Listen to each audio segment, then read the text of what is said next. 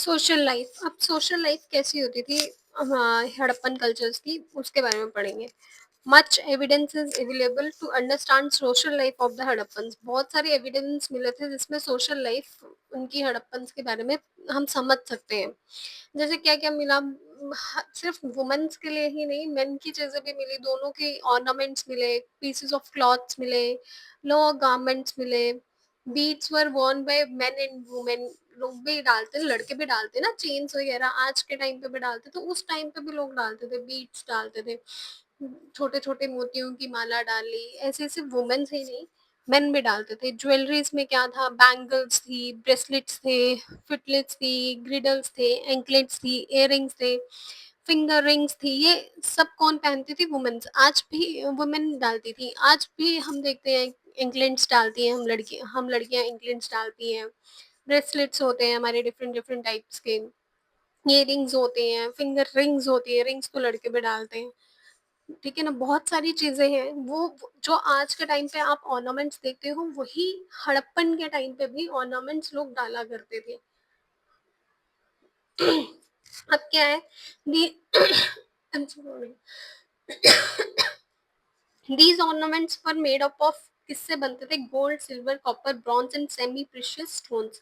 जैसे गोल्ड के, सिल्वर के, जैसे मैं खुद सिल्वर के ब्रेसलेट्स डालती हूँ, ठीक है, गोल्ड की रिंग डालती हूँ, गोल्ड के इयररिंग्स डालती हूँ, कॉपर के यूटेंसिल्स यूज करते हैं हम, ब्रॉन्ज आज भी लोग पहनते हैं, सेमी प्रीशियस लगा लो, पर्ल्स, पर्ल्स के भी लोगों ने अंगूठियां डाली होती है। Even I have Warne it, कि मैंने भी बड़ी टाइम से पहनी हुई थी पहले।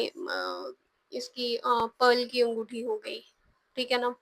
तो कुछ सेमी प्रीशियस रूबी डालते हैं, तो लोग, रूबी तो वैसे बड़ी कॉस्टली हो गई। कुछ भी ऐसी छोटी छोटी चीजें लोग आज भी बहुत डालते हैं। The use of cosmetic was common. उस टाइम पे भी कॉस्मेटिक यूज होती थी।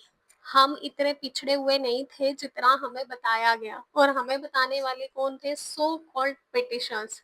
वो बोलते थे हम पिछड़े हुए लोग हैं, हमें तो कुछ पता ही नहीं है, हमें ना ही कुछ आता है, ना ही हमें चीजों को पता पता है। उनकी तो माइंडसेट तो यही था ना। Various household articles made of pottery, stones, shells, ivory and metal have been found at Mohenjodaro. बहुत सारी आर्टिकल्स मिलती थी, जैसे पॉटरी, मिट्टी के बर्तन, स्टोन्स, शेल्स, आइवरी। कहाँ पे मिले ये? हमें मोहनजोदारो में। Spindles, needles, comb, fish hooks, knives are made up of coppers. It means हमें टेक्नोलॉजी का तब से पता था जब से ब्रिटिशर्स आए थे भी नहीं इस दुनिया में, मैं तो यही बोलूंगी। वो हम पे रिसर्च कर रहे हैं और हम ही को बोल रहे हैं कि आप लोग पिछड़े हुए हो, हम आपको सिविलाइज्ड करने आए हैं। भाई कौन से सिविलाइज्ड करने आए हो? हड़प्पन कल्चर देख लो, इंडस वैली सिविलाइजेशन देख लो। हम उस टाइम पे डालते थे जब तुम्हें पता भी नहीं था इन चीजों को पहनते क्या है, क्या करना है, क्यों डालना है। हम तब से सिविलाइज्ड हैं। तो किसी को भी अगर आपको नीचा नीचे रखना है ना अपने, तो उसको डोमिनेट करो, उसको गलतियां दिखाओ, उसको डीमोटिवेट करो। भाई ये तो हम कर रहे हैं, हमने बताया, तुमने क्या बताया? हमने तुम्हें बताया कैसे करना है। Children toys including little clay के cards, marble balls, dice used for games. हमारे यहाँ तो शतरंज कब से चलती आ रही है, और ये छोटी मोटी लूडो 4 लोगों की, वो शतरंज 8 लोगों की होती थी, and that is very difficult to understand. Fishing was a regular occupation, रोज का काम था। क्योंकि हमने अभी ऊपर पहले पढ़ा था, इससे पहले वाली वीडियो में, कि जो फिशिंग है वो कैसे होती थी, मतलब फिशिंग ऑक्यूपेशन कैसा है, वो क्यों थी? क्योंकि रिवर्स के पास इंडस वैली, ये इंडस वैली सिविलाइजेशन शुरू हुई। और इंडस ही नाम क्यों पड़ा? क्योंकि सबसे पहले हमें वहां से ही मिले, इंडस पे ही शुरू हुई थी ये वैली सिविलाइजेशन शुरू हुई थी। There were numerous specimens जो weapons, war, axes, spearheads, daggers, bows, arrows, तब से ही बनते आ रहे हैं। एंड किससे बनते थे? कॉपर एंड ब्रॉन्ज से। अब आर्ट क्या है? ठीक है, यहाँ पे हाई डिग्री ऑफ वर्कमैनशिप, लोग बहुत काम करते थे, बहुत स्कल्पचर्स बनाते थे। फिगर्स ऑफ हमें किस-किस की फिगर्स मिली, मेन की, वुमेन की, एनिमल्स, बर्ड्स, जो किससे बनती थी? Terracotta. The craving on the seals is a degree of proficiency and attained by the sculpture. जो मतलब सील्स थी उनके ऊपर भी स्कल्पचर्स की पिक्चर्स होती थी और इतनी खूबसूरती से बना जाता था कि ऐसे लगता था कि मतलब दैट इज इतनी परफेक्शन होती थी ना, जैसे हम बोलते हैं ना मशीन में बड़ी परफेक्शन आती है, मशीन के कपड़े में परफेक्शन होती है, इतनी ज्यादा परफेक्शन, इतने प्यार से काम किया जाता था. The figure of a dancing girl from Mohenjo-daro made of bronze is remarkable for its workmanship. अब एक डांसिंग आज तो क्या कौन सी होती है, सिंड्रेला. हाँ सिंड्रेला, वो डांसिंग डॉल्स वो भी प्लास्टिक की बना देते, तो बोलते हैं भाई हमने ये डिज्नी वर्ल्ड. भाई यहाँ पे तो हड़प्पन सिविलाइजेशन मोहनजोदारो में डांसिंग ब्रॉन्ज की बनाई थी उस टाइम पे जब आपके पास कुछ मशीन्स भी नहीं थी. That is all made up of hand. और कितना कितनी मेहनत लगी होगी, सल्यूट है. हम लोग आज के टाइम पे इतनी, हमारे पास इतनी सहूलतें हैं, हम फिर भी नहीं काम कर रहे हैं. तो हमारी कितनी लैकनेस है इस चीज को लेके. It's right hand sits on the hip. Right hand उन्होंने हिप पे रखा है, while the left arm covered with bangles. Bangles पहनी है लेफ्ट आर्म में. hangs loosely in a relaxed portion, बहुत relaxed portions पे खड़ी हैं. Two stones of the statue from Harappa, दो stones हैं जो रिप्रेजेंट करते हैं back view of a man के काम को. And the other of a dancer is also specimen of the sculpture, जो बता रहा है कि ये डांसिंग का कितना ज्यादा, कितने अच्छे से काम कर रहे हैं. ये बेली डांस वगैरह से काफी गुना अच्छा है हमारा कथक भरतनाट्यम. ये तो यहीं से तो डांस आया है. एंड हर डांस बहुत टफ है, बट मुझे जहाँ तक लगता है जो हमारा क्लासिकल इंडियन डांस है उसकी जो खूबसूरती किसी डांस में नहीं है, किसी डांस फॉर्म में नहीं है. The pottery from Harappa is another specimen of the fine arts of the Indus people. ये जो pottery है हड़प्पा की, ये अलग specimen है fine arts of the Indus people. The pots and the jars were painted with various designs and colors. जो pots हैं, jars हैं, ये अलग अलग डिजाइन से कलर हुए हैं. Painted pottery is a better of is of better quality. जो पेंटेड पॉटरी थी उसको बहुत अच्छी क्वालिटी के साथ पेंट किया गया था. ये नहीं कोई भी अनहाइजीनिक लगा दिया, बाद में उसी में खाना बना रहे हैं, खा रहे हैं और हम लोग बीमार हो रहे हैं. नहीं, हाई क्वालिटी अच्छे से और इतने प्यार से कि आप पेंटेड पॉटरी को भी खुद घर का यूज करो, even for cooking also. The pictorial motifs consisted of geometrical patterns like horizontal, circles, leads. और ये बोलते हैं ज्योमेट्री. हाँ ज्योमेट्री, इसने वो क्या है, एक मैथ्स में 10th क्लास का चैप्टर है, चैप्टर 1, रियल नंबर्स, इक्विलिया. हाँ इक्विलेट लैम्डा, इन्होंने निकाला भाई. हमें तो आता ही नहीं था, हमें पता ही नहीं था. आर्यभट्टा, फादर ऑफ मैथ्स, और ये हमें मैथ्स सिखाने चले हैं. कौन? ब्रिटिशर्स. लाइन सर्कल्स, हम जब भी आपको किसी को डाउन करना ना, उसकी कमियां दिखाना शुरू कर दो, वो खुद ब खुद डाउन होना शुरू हो जाएगा.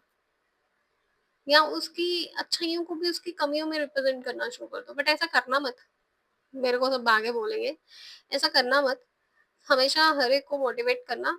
और अब एक चीज है, अगर आपको ये सब कोई गलत करके जा रहे हैं ना, तो करने दो, भगवान के ऊपर छोड़ दो. वो आंसर देते हैं, वो बहुत अच्छा आंसर देते हैं, और इतना अच्छा देते हैं यू नेवर एक्सपेक्ट. तो थोड़ा देर लगता है, बट क्योंकि देर इसलिए लगती है, पहले भगवान आपको हील करते हैं, आपको ठीक करते हैं.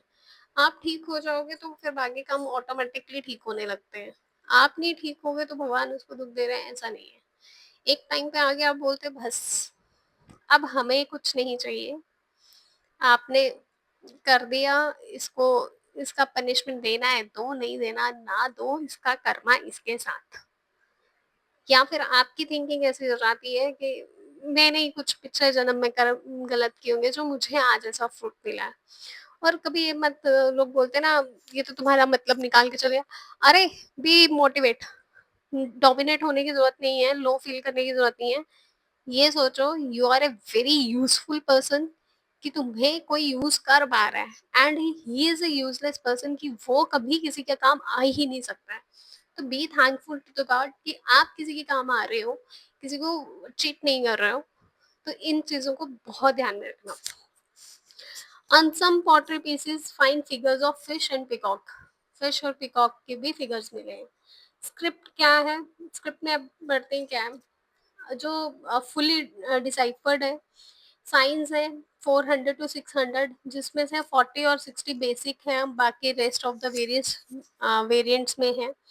जो स्क्रिप्ट है वो राइट टू लेफ्ट लिखी गई है।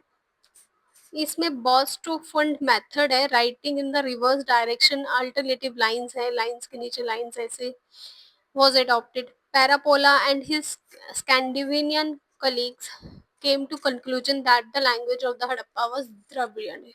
द्रविड़ लैंग्वेज है। इन्होंने एक कंक्लूजन निकाला था। A group of Soviet scholars accept this view. बहुत सारे एक ग्रुप बनाया होगा सोवियत स्कॉलर्स ने जिन्होंने इस चीज़ को एक्सेप्ट किया है। भाई अभी भी हमें आप एक्सेप्टेंस दे रहे हो हमारी चीजों को देख के। आप कौन होते हो भाई एक्सेप्टेंस देने वाले? हिस्ट्री पढ़ने में तभी तो मजा आता है कि हमारी चीजें हमें ही डोमिनेट किया जा रहा है, हमें ही लो फील करवाया जा रहा है, हमें ही बोला जा रहा है तुम नालायक थे, हमने तुम्हें नालायक लायक बनाया। और फिर बाद में बोला जाता है नो इट्स यहाँ पे तो ये चीजें पहले से थी बट हमने निकाली। तुमने कुछ नहीं निकाली। हमने हमारी एक गलती हुई थी कि हमने प्री हिस्टोरिक टाइम को अच्छे से नहीं लिखा था, वरना तो आप यहाँ पे तो ट्रेड करने आते थे। फिर तुम्हें लालच पड़ गया। हमारी भोल भोली सी हमारे भोलेपन का, मासूमियत का आप लोगों ने फायदा उठाया, ब्रिटिशर्स ने फायदा उठाया। Exist and there is no doubt that the deciphered men of a script was threw much light on this culture. अब मतलब बहुत अच्छे से डिस्क्राइब अपन कल्चर में बहुत अच्छे से लाइट डाली बट अभी भी कुछ चीजें हम पढ़ नहीं पाते हैं। वो लैंग्वेज अभी भी डिकोड, कुछ लैंग्वेजेस अभी भी डिकोड नहीं है। रिलीजन में क्या आता है? सील्स, टेराकोटा फिगर्स जो हैं, copper tables, get an idea of religious life, जो हमारे रिलीजियस लाइफ का वो देती है आइडिया। यहाँ पे Pashupati, Pashupati is the Mahadev, portrayed Shiva representing in seals, उनकी seals पे sitting in a yogic posture with 3 faces and 2 horns, जिनके 3 फेस हैं 2 हॉर्न्स हैं। He is surrounded by 4 animals, 4 animals है, elephant, tiger, rhino, buffalo, exam each facing in a different direction, जो हर एक different direction में देख रहे हैं। 2 deer appear on his feet, deer है उनके उनके फीट के पास, ऐसा दिखाया। जो चीफ फीमेल डाइटी भी है, the mother goddess, terracotta figures है उनकी, जिसमें लेटर लिंगा वर्शिप भी प्रिवलेंट है। ट्रीज और एनिमल्स को भी वर्शिप किया जाता था हड़प्पन टाइम से। दे बिलीव्ड इन घोस्ट भूतों पे, इवल फोर्सेस नेगेटिविटी पे, और used ambulance as protection against. और उस टाइम पे भी वो नजर बटू आते ना, एक अंक वाला, वो उस टाइम पे भी यूज किया जाता था। ब्यूरियल मेथड्स, अब ब्यूरियल मेथड्स कोई मर जाता है या क्रिमेटरी डिस्कवर्ड हुई मोहनजोदाड़ो में, हड़प्पा, कालीबंगन, लोथल, रूपर, इन्होंने लाइट डाली है, प्रैक्टिस की है हड़प्पन्स में। Complete burial and post cremation burial were popular to Mohenjodaro, ये किसमें पॉपुलर होती थी? Mohenjodaro. At Lothal, the burial pit was lined with a burnt bricks indicating the use of coffins. अब बुरल पिट्स में बर्न्ड ब्रिक्स मिली जो इंडिकेट करते थे कॉफिन्स का, कॉफिन्स यूज किए जाते थे। Wooden coffins were also found in Harappa, wooden coffins हमें कहाँ पे मिले? हड़प्पा में भी मिले। पॉट ब्यूरल्स मिले जहाँ पे Lothal sometimes pairs of skeleton, जिसमें पॉट्स में स्केलेटन का पेयर रखा गया है। However there is no clear evidence of practice sati, कोई सती सिस्टम नहीं, मतलब वहाँ पे कोई हमें एविडेंस नहीं मिले। अब डिक्लाइन कैसे हुआ? इतना अच्छा चल रहा था हड़प्पा कल्चर, तो डिक्लाइन क्यों हुआ उसके बारे में। There is unanimous view pertaining the to the cause of decline of Harappan culture कोई मतलब होता है ना, अपनी ही लापरवाही वैसे समझ लो। Various theories have been postulated, natural calamities आ गई, जैसे फ्लड्स आ गए, सूखा पड़ गया, फर्टिलिटी डिक्रीज हो गई सॉइल की, ज़्यादा यूज़ कर लिया, ओकेजनल अर्थक्वेक्स आ गए, मतलब आप जिनको डिफाइन भी नहीं कर सकते, कुछ आपकी लापरवाहियाँ भी होंगी। According to some scholars, the final blow was delivered by the invasion of Aryans. जब आर्यंस आए तो उसके बाद से ज़्यादा डिक्लाइनेशन शुरू हुई। The destruction of forts is mentioned in the Rigveda. अब जो डिस्ट्रक्शन ऑफ फोर्ट्स है ना, कैसे किले टूटे, उनके उनके बारे में ऋग्वेदा में कहा गया। Also the discovery of human skeletons huddled together at Mohenjodaro indicates that the city was invaded by foreigners. अब सिटी को किसने इन्वेड किया? फॉरेनर्स ने।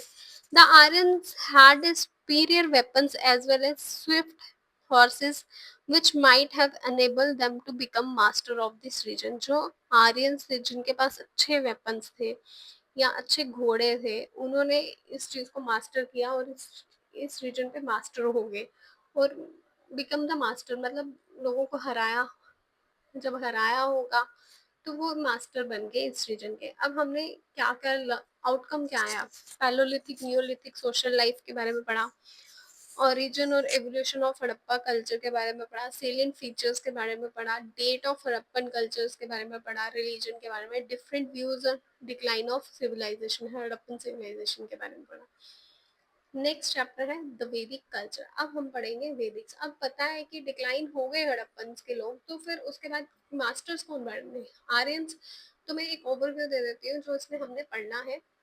The original home of the Aryans के बारे में, वैदिक लिटरेचर के बारे में और इसके इम्पोर्टेंस के बारे में, द ऋग्वेदा एज और उसके कल्चर के बारे में।